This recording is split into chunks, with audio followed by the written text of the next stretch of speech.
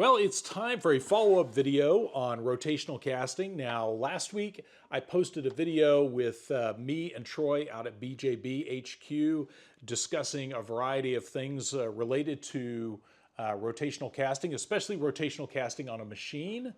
And Troy kind of blew my mind with a lot of the different things that they've tested for customers out in their shop.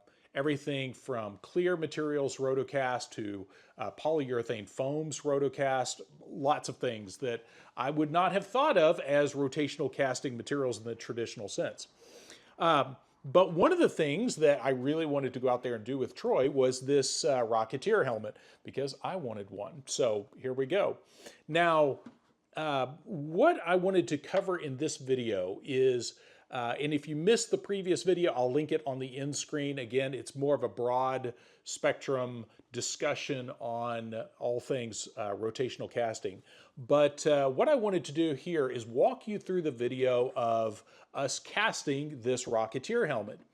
And first go over some of the important considerations on casting a part like this, because this is one of those things, if you're like me, my experience with rotational casting is mostly by hand because I can never afford a proper rotational casting machine, but there are more and more of those machines available. Everything from really high-end, nice machines like the one we're using here at BJB to more affordable benchtop models. But one of the first and foremost important things when you're working with a machine like this is obviously you need to make sure you are designing the mold for it to go onto a rotational casting machine. So mold considerations, mold design is really important.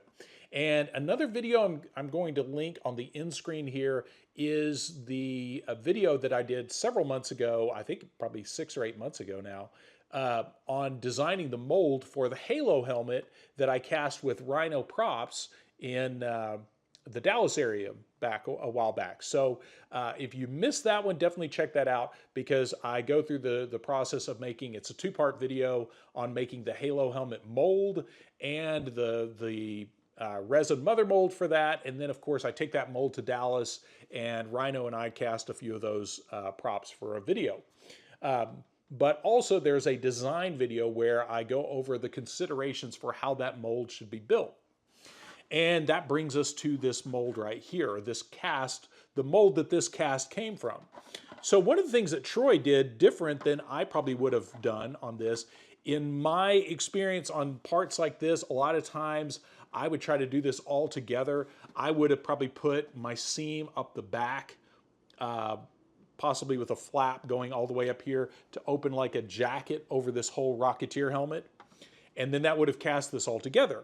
But Troy had a really good point about this, that casting this fin and getting consistent results on this would then hinder the whole part. So obviously if we try to include that, and because this is relatively thin, by casting this all as one piece, if we have any major issues with that fin and filling properly during the casting process, then we have a lot more reject parts.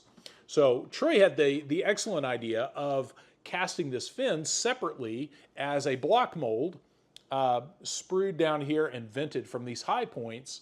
So this could be cast as a totally separate piece, and that ensured pretty much every part's going to come out perfect. So I thought that was a good way to break that down. So that obviously that makes for, you have to make a separate mold, but the return on that is much better just because now we're going to get good parts out of that every single time. And that's one of those things that a lot of people don't think about, and myself included. Sometimes when you're planning your mold, you got to think about each reject cast is aging that mold. So you want to be very careful that, yes, it might take you 5 casts to get a good one, but each of those casts is wearing down the mold in addition to the wasted resin and all that. And all those things need to be considered. But now that we've removed the fin, now we have a much more manageable size part. And this is also really important for our machine because obviously the mold needs to fit on the rotational casting machine, but the bigger the mold is, the more unwieldy, and this fin makes this mold exponentially larger. So by taking that off, now we have a much more manageable part. A lot easier to make the mold and a lot easier to fit that mold onto the machine. So then Troy was able to do this as a one-piece silicone mold with 5130 that could pull up around. And very similar, almost exactly the same as I did the Halo helmet. So again, definitely check out that video. I'll link to some of those in that series on the end screen, because I go over both the planning stage as well as all of the steps in making that mold. But so we ultimately made basically the same kind of mold from that point.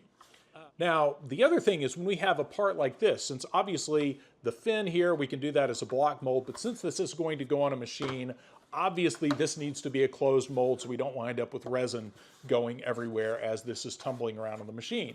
So the way Troy approached this was they made the silicone mold just a glove mold with 5130F and then the BR75D, and then the bottom of this was just melamine coated plywood that was waxed and sprayed with release before each cast.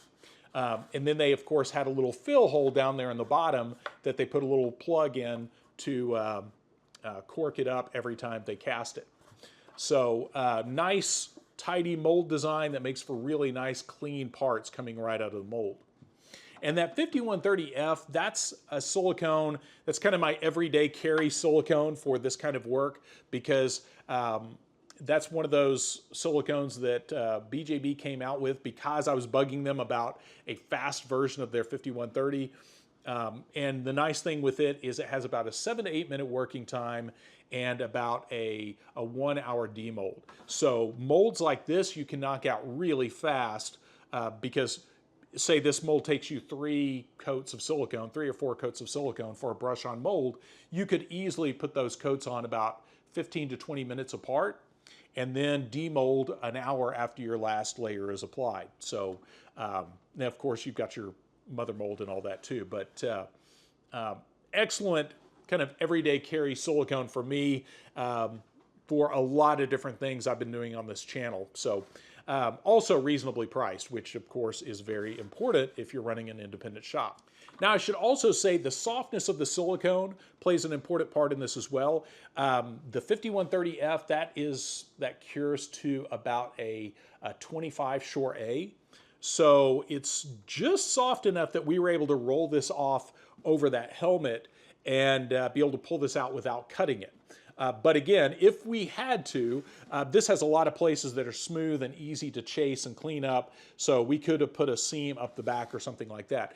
But really nice that this was able to just pull off. And I should also mention that Troy originally, the pattern for this was a 3D print, and he might join in the comments and elaborate on what exactly he used for the print to make that that original pattern. But that was a 3D print in multiple pieces that he put together to make the original mold.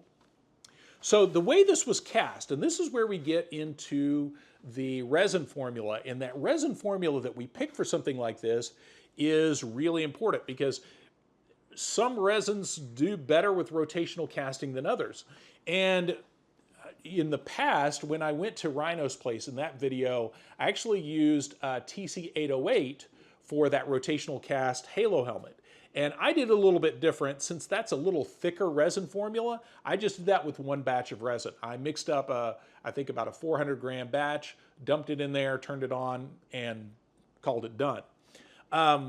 Both Troy and Rhino, who use machines much more than I do, both went about it a different way. And the way we did this helmet, and this was good for me to see because, again, I would not have probably approached it this way, was they did 3 small batches of TC804. Now, TC804, this, of course, is the TC804 Jet Black. And that's really helpful when you're doing cosplay parts like this, like that are ultimately going to have a metallic finish. That flat black look is real easy to work with later on, real easy to get a nice paint job on that. But this, of course, comes in both a white and a jet black. So TC804 Jet Black is a relatively low viscosity. It's a lot lower than the TC808. So that was one of the things I was kind of surprised that this worked as well, because sometimes the really low viscosity resins, when you're tumbling those around, they can wind up creating a big chunk in one part of the mold, especially if you put in too much resin. So what Troy did was mixed up several small batches. I think each batch was about 250 to 300 grams, maybe less than that, because this is pretty lightweight and really strong and really nice and thin on the inside. So he did 3 batches, and again, I'll see if Troy can chime in with some of the specifics on this. 3 small batches, so put in 1 batch, turn on the machine, and you'll notice that when we put that resin into the mold and turn on the machine is moving relatively slow. And that was another thing that I was surprised. The machine speed obviously is critical to all of this, but that's what gave us that really nice smooth finish inside. So each batch was run for about 30 minutes or so, and then we turned it off, opened up that cork, put in a second batch of resin, ran that, and then finally a third batch of resin. And each one of those was fairly small batches. And of course, the second and the third batches, now the exotherm, or the heat coming off of the curing resin, is helping aid the set and speed up that set time of those additional layers. And TC804 is really nice for this because it's about a 7 to 8 minute working time at room temperature, and then still a pretty fast demold time. If you're doing thick parts, like something like this, it'd probably be maybe an hour and a half. Really thick parts would be maybe an hour.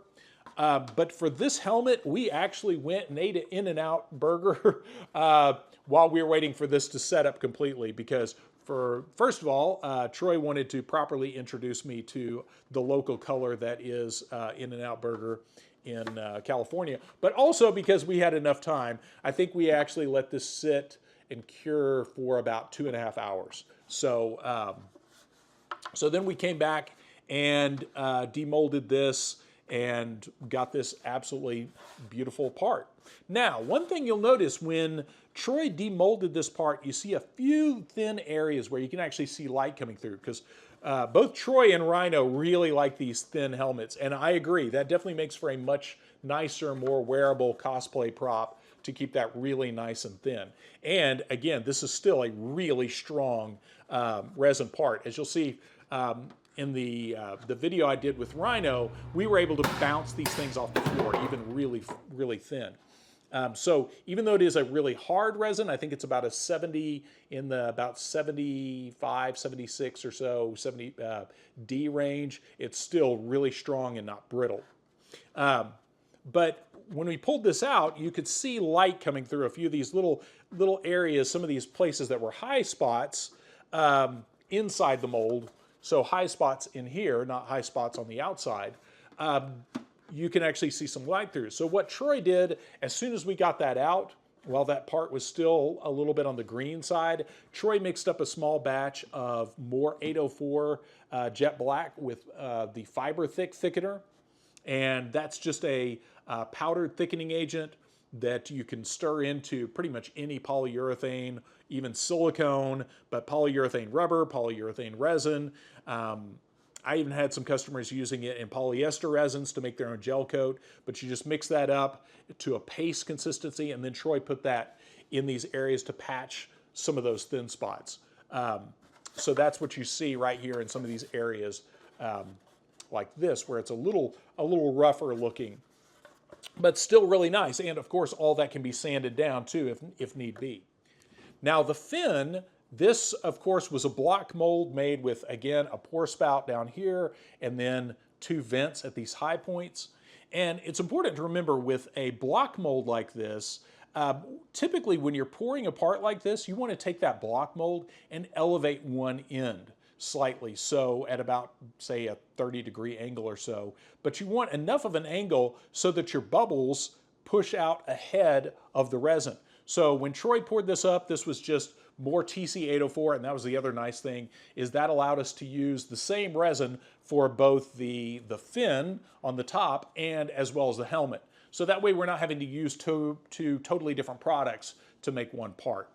So when this was poured in, you see Troy's assembled those little funnels out of clear plastic, and then put some straws in the top of those to extend those vents. And by putting those straws at those high points, that allows him to be able to tilt that without the resin flowing out and leaving a void on this side. So real important to extend those spouts up higher than they are in the mold, and that allows us to tilt that entire mold, and that way as we're filling it, all those air bubbles can be pushed out ahead of the resin and all come out those vents cleanly. So even though this wasn't pressure cast or anything, we got a really nice, thin, really strong part with no bubbles. And then of course, once that demolds, and this one, again, for a part like this, we demolded this, I think at the same time we did the helmet. So this is about 2.5 hours or so later. And then it's real easy to just break off those little straw sprues or vents. And now we have our finished fin, easily cast. But again, these are all considerations you want to be thinking about as you're planning both your mold and the cast part that's going to come out of it. And this is why it's real important to start with the resin that you're going to be using. I always like to start, okay, what's my casting material? And then work backwards from that. So that way every step of the process is compatible with that casting material at the end. Because one of the worst things you can do is use the easiest method, the cheapest material, cram all that together, and then wind up with a mold that is almost completely unusable with the casting material that needs to go into it. So now our finished part, our finished helmet, of course, has that allowance in there in the original print for the fin to be installed. So in a follow-up tutorial, I'm going to be doing a paint job on this, and then of course fitting this fin into place. Of course, that fits in nice and tight there. And then of course, dremeling out these eye holes. All these are going to pop out fairly easily. And of course, you know, once the eyes are all cut out and dremeled, I've got some, Troy sent me home with some little plexiglass, tinted plexiglass eye holes to put in there. So again, that will be a follow-up video. But there you have the process, and just I wanted to go through all the material and mold considerations for a part like this, because all of that is important to make sure that you get a good, successful, first of all, a mold, that you have a mold that's well designed for either hand rotational casting or machine casting, and then most importantly, that your mold produces nice, clean parts that can easily be assembled with a minimum amount of reject parts coming out. Because again, those reject parts put unnecessary wear and tear on the mold. So that's an important consideration that a lot of us don't always think about. So there you go. And again, definitely check out the end screen. I'll link to the products that I mentioned in the video description, so check that out as well. And again, cannot stress enough, don't neglect the end screen, because I'm going to put some really good resources, some of the stuff I was referencing in this, like the mold planning video I did about the Halo helmet, because that really gets into kind of that thought process about how you approach something like this.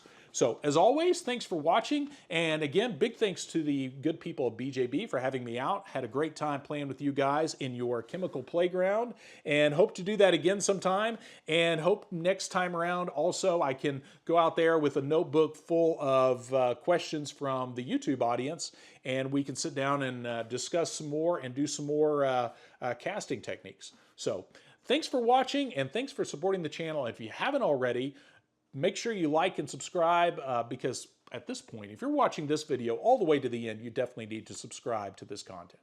So again, thanks for watching.